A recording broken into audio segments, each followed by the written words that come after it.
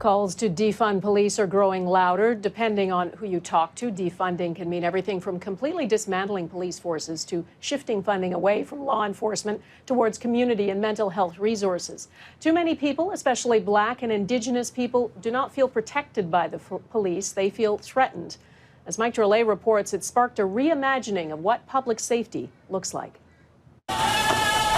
The calmness of the latest Toronto protests belie the seriousness of the demands to defund, abolish, or reimagine the police force. We have to look at alternatives besides just militarizing the police. The protests have been a constant for weeks, impossible for politicians to ignore. The reality is that these requests have been coming from our communities for years, and none of us have been active listeners.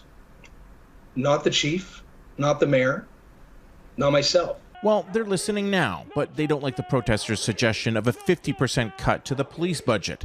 Instead, the debate has focused on either a 10% cut or the creation of a non-police mental health response team, which already exists but critics say is rarely used.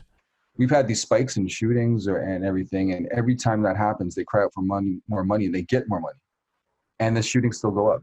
So obviously, the money being allocated for preventing shootings is not being used properly. So that maybe needs to be one of the first places you can look at.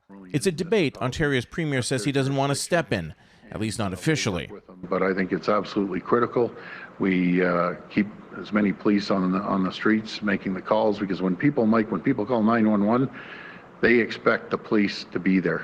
So how is public money allocated? Well, in Canada, over $15 billion was spent on policing in 2018, which is almost 4 times as much as the amount of public money spent on mental health and addiction care. When private spending is included, the amount spent on mental health care reaches $15.8 billion.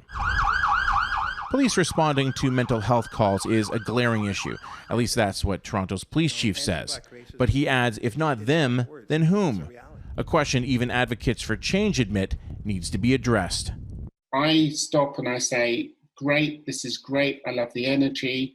I love the fact that this is in the media. I love the fact that people are talking about it. Now let's sit down and actually have a plan.